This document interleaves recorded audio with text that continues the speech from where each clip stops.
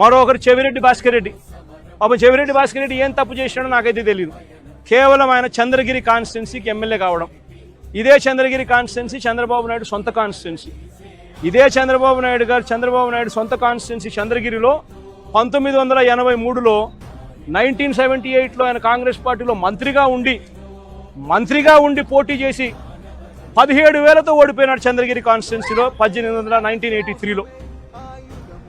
ఆ తర్వాత ఆయన ఓడిపోయి మళ్ళీ వాళ్ళ మామూలు కాళ్ళు పట్టుకొని గడ్డం పట్టుకొని మళ్ళీ 1989లో తెలుగుదేశం పార్టీలో చేరి అక్కడ రాజ్యమేలి కుప్పం అనే నియోజకవర్గాన్ని, బీసీలు అధికంగా ఉన్న కుప్పం అనే నియోజకవర్గంలోకి వెళ్ళి పోటీ చేస్తూ ఉన్నాడు.